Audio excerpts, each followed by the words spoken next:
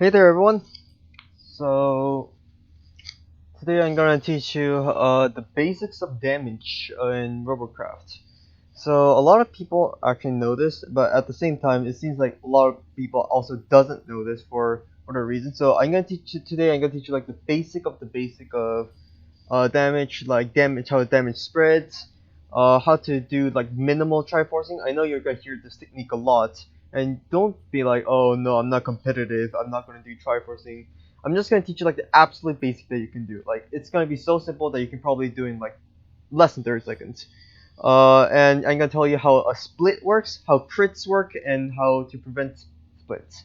So let's first talk about damage spreading. So a lot of people probably know this because it's a fairly simple mechanic.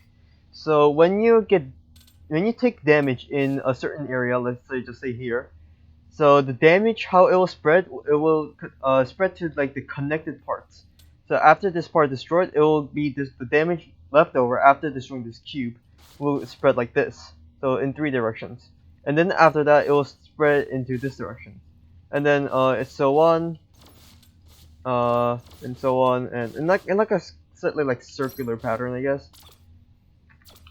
It spreads like that, and then you can actually check this with the right click of the paint gun, as you can see.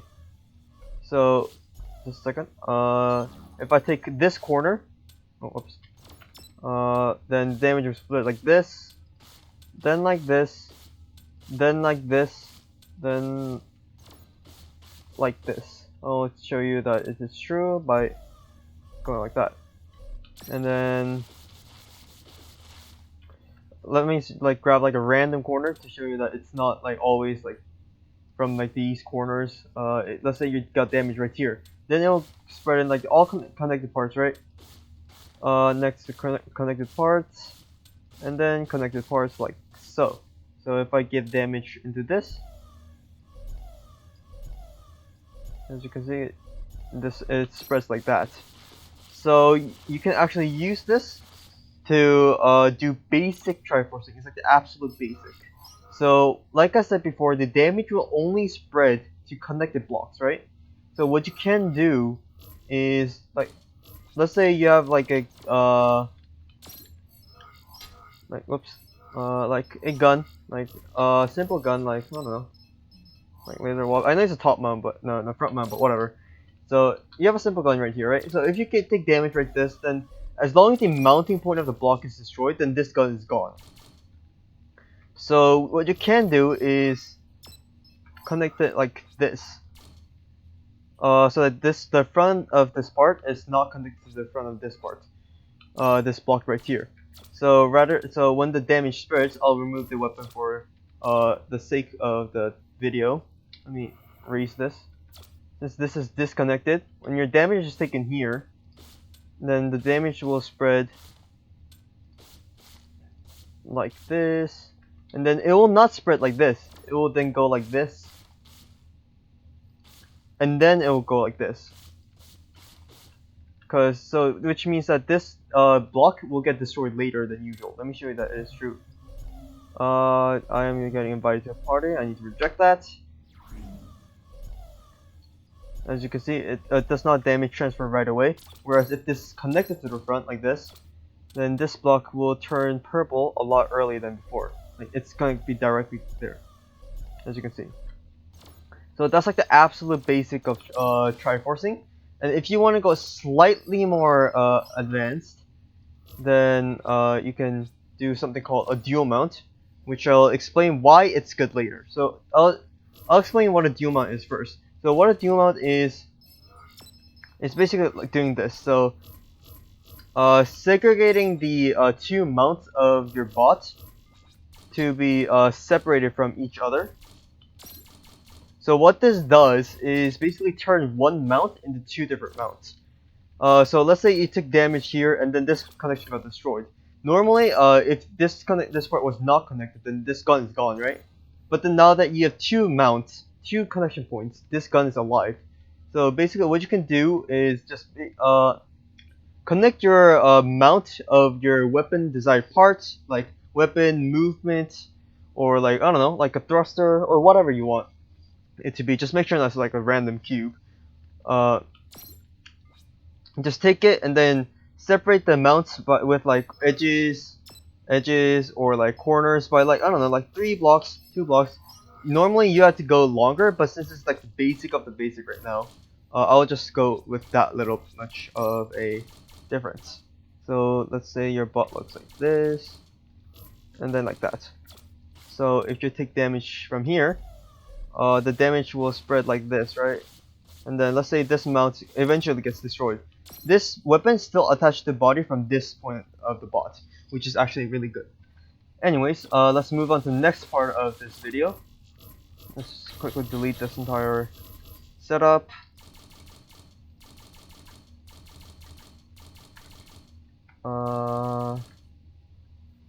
Let's save this and go back in.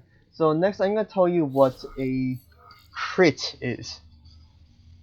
A crit occurs when, essentially, when parts of your bot gets destroyed, but the destroyed part doesn't get to use up its full HP. So to put it in simple terms, this is a heavy cube, right? So let me call it yellow just for identifying easier. So if this entire section of the bot gets destroyed, this part will get destroyed, right? Because when your bot is split in half, or like any like if it's like if your bot sections are divided where there are no longer existing connections between the two segments, then the segment with the higher CPU will remain, and then the one with the lower CPU will be destroyed. And every single part in the destroyed section that did not use up its HP, like this heavy cube or any of these 5 medium cubes, it will result in a crit. So you will see that in games like, I don't know, like shooter games, headshots usually occur when you crits usually occur when you get like a headshot, and like when you get in like fighting games, sometimes you get it by like literally fucking luck. But in Robocraft it's different. Like I said, it's a crit occurs when sections of your bot are destroyed without using its full HP. And what defines a crit in the game? So in game wise, a crit is defined when you get a red number, or when you shoot your damage, shoot your thing, or shoot your like guns, I guess. So when you shoot your gun, you will see that a damage number will appear on top of the enemy's name tag, and the enemies will see the same for your bot, and everyone else in the game sees that. If that number shows a red number, that means a crit occurred.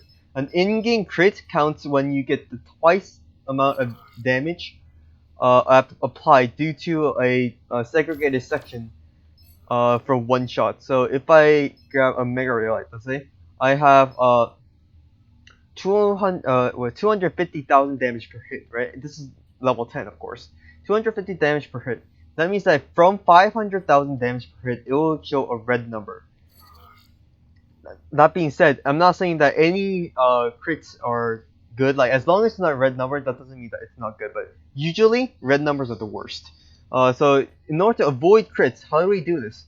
So avoiding a crit is basically avoiding splits. It is technically literally impossible to avoid crits entirely in the game due to RNG mechanics and RNG mechanics such as like taking damage from multiple directions, or taking damage from multiple people from different angles at the same time. However, to minimize this occurrence, you can do something called split protection. This is when you use a rod, like a long rod. Typically, you would want to use a long rod or a tier 2 rod like this, or these rods. Any of these from diagonal short to the tier 2 rod as you see here, it works. Well, not really this one, but everything else it works. So what happens is, basically after you place the rod, what you want to do is use slopes to basically wrap around the rod. This is called rod wrapping, and you can infer from the name, as I just said, it wraps the rods. And what this does is the hitbox of the cubes actually takes over the hitbox of this rod. So without this part of the rod, this entire like stick part of the rod, it can be hit by straight shots, right? But if you do this to your rod by wrapping, if you wrap your rod, then the hitbox of your cubes will take over, and then when the cubes are destroyed, this part of the rod, it's literally invincible. You cannot hit this part. You can try in test mode or whatever you want to do with your friends in custom game. It is literally impossible to destroy this rod until both of the connection points are destroyed, or the damage overflow from the connection point goes into the rod. Or you can hit these mounts directly, but this is one cube, dude. You're not hitting this. Uh, so yeah, if you do this, let's say you get shot in the middle of your bot, so you do this. You can see that now the rod is actually holding the bot together, like this. This is called basic split protection. So what you want to do with your bot is don't spam these rods. Spamming these rods actually makes your bot data destroyed faster. Because I'll explain that in a bit. But essentially, it will make your bot spread damage faster because rods actually transfer damage faster than one cube. This is because the game calculates damage in ticks.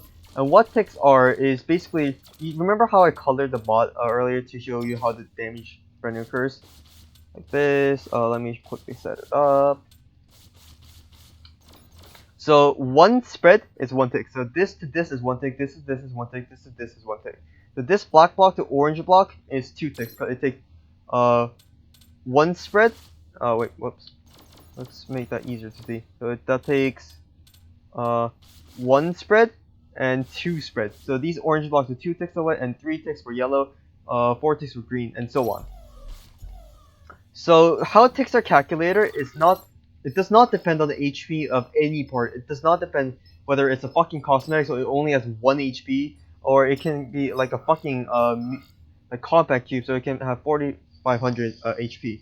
A tick is a single part, so which means that this tick and this tick, these two have the same HP.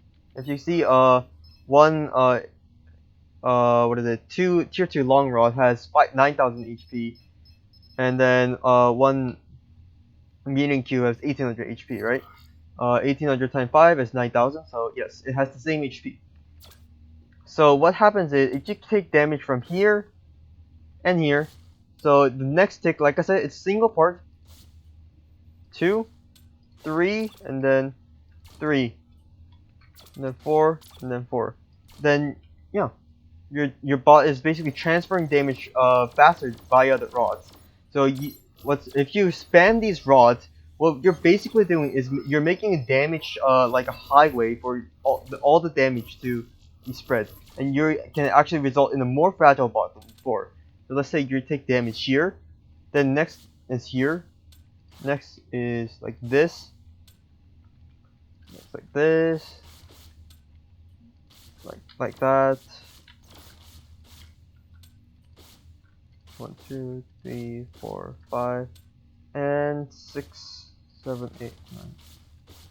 Like this. And if there's nothing connecting these blocks to like this part of bot, then this is a crit. This entire section is critting off because you spread your damage faster by spamming your rods. And imagine this multiply is basically what you're doing if you spam rods. So you might ask, hey, is this split protection bad then? Then no, you can actually prevent this from doing by actually don't spam rods, but just put them occasionally inside your bot. Like put them like in for side to side. You want to like put like at least like, I don't know, 4 to 5 or like 3 to 5, depending on the size of your bot. If your bot is spread compact, you could even have 2. By compact, I mean like really small builds, like something like this, like that. And I'll let you know, anything shorter than 4 blocks wide will usually just destroy the entire part by soaking up all the HP rather than splitting. So if it's like 4 blocks, no need to do like short rods like this, because you can't even cancel the hitbox of the short rods in the first place.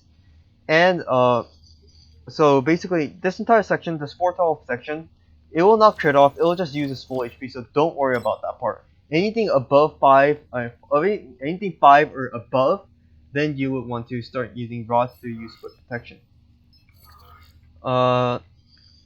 And basically that's how you prevent splits, by just putting a few rods. And is this only exclusively done by rods? No. As I said before, there's a thing called dual mount, and dual mounts actually work as split protection. It's just that you can't cancel the hitbox. As you can see, it's connecting 2 different sections of the bot.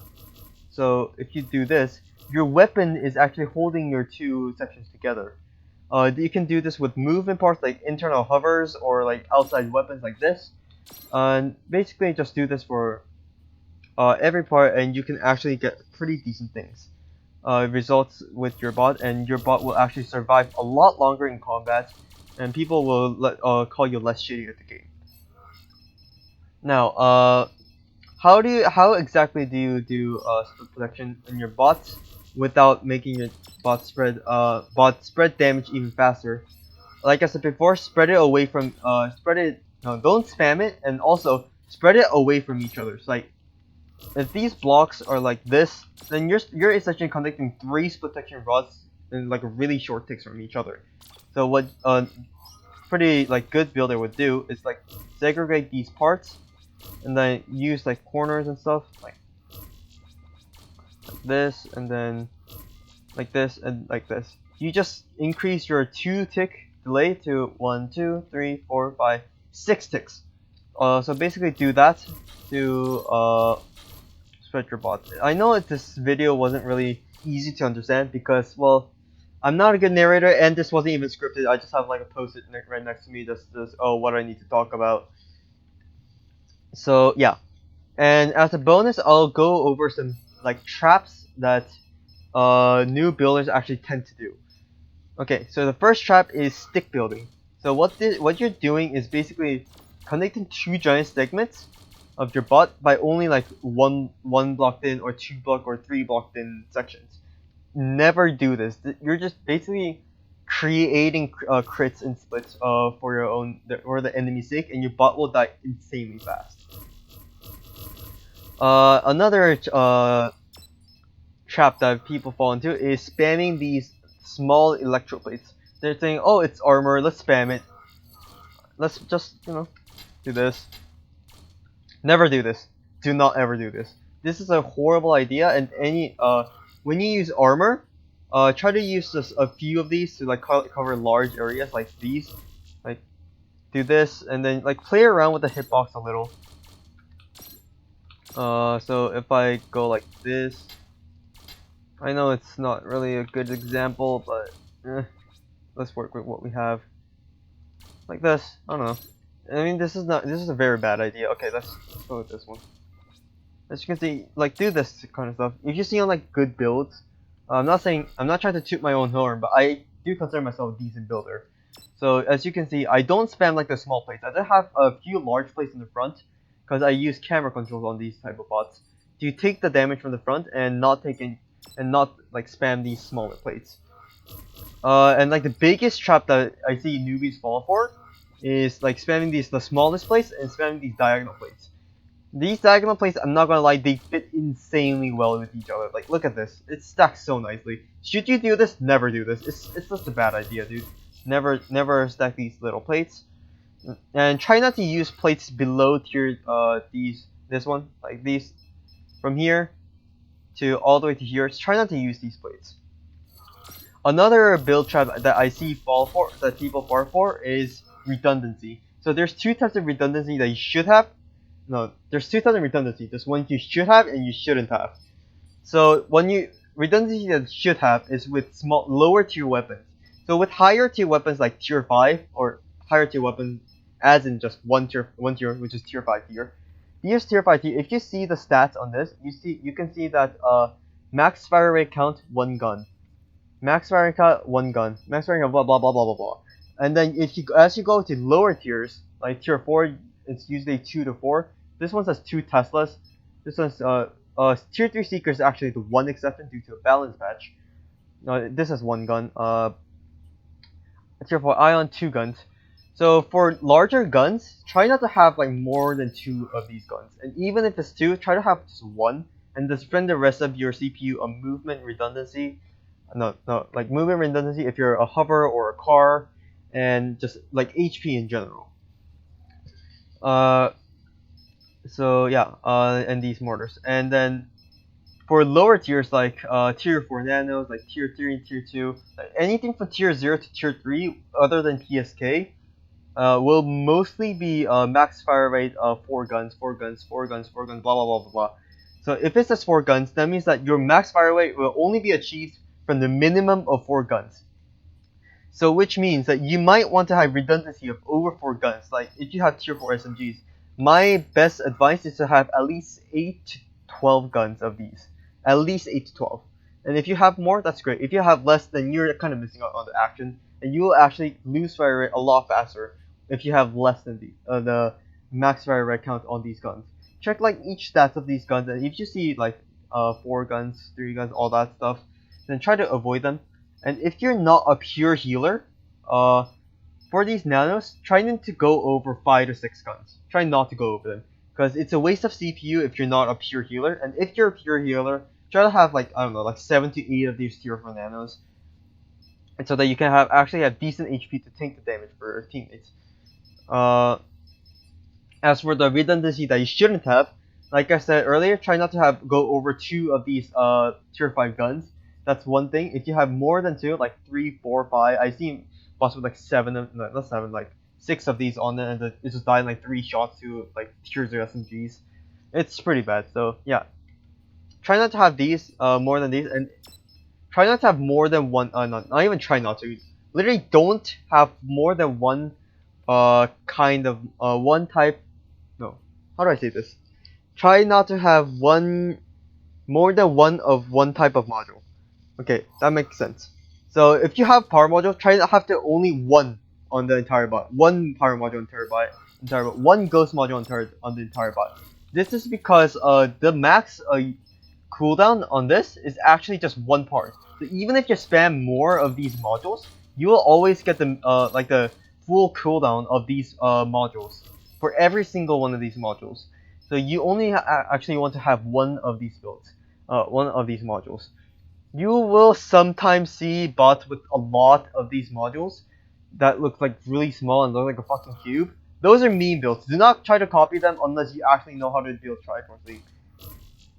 If you want to know, join the EP Discord in our Discord community. We can actually help you a lot in the Discord. If you don't have Discord, it's totally fine. Just ask me in the comments down below, and I should be able to answer them relatively quickly. But Discord is far faster since I'm not the only person in the Discord. EP is not actually owned by me. It's a community that I am actually a part of. They have a lot of builders and some even far greater than me. So, and we even like sometimes like chill together in voice chat, have some fun in games. Like a lot of the videos that you see on my channel, it happens a lot in EP voice chat. We just shit around, you know. So yeah, enough of the advertisement. Back to the video. Next redundancy thing that you don't want to have is having like shit ton of low tier thrusters. For tier 3, having a lot of these stuff is fine, but a lot of you probably want to play in tier 5 because big tier, big weapon, Bobo, yeah, let's go. I don't know. I know it's fine if you want to stay in low tier, I respect that, but if you're in high tier, try to use only the tier 4 and tier 5 thrusters as much as possible, because otherwise you're not really using your CPU's worth of thrust power. Just because you have more of these doesn't mean it gives you more thrust power than these. Because the thrust per CPU, speed boost per CPU ratio actually goes up. It's not a linear. It's like, I think it's linear. I'm not sure, but yeah, it's not linear, which means that this 10 CPU worth of thrust in the tier 1 thruster is not equal to the 10 CPU worth of thrust in tier 5 thruster. Okay, so one last thing before the video ends. Don't use rotors for primary movement. Rotors have really low optimum carry mass, which is basically the maximum weight that you can achieve on your bot before the movement part is quote unquote overloaded and your movement agility decreases. Try not to use wing rudders unless you're using as for cosmetic reasons. Use wings if possible. And that's actually about it for the basic building of Robocraft. If you have any questions, like I said before, leave a comment or just join the EP Discord. Joining Discord is actually absolutely free. You don't even need a account. Just create a fake Gmail and then just join ahead, and you can just chat with us. So yeah, see you guys later.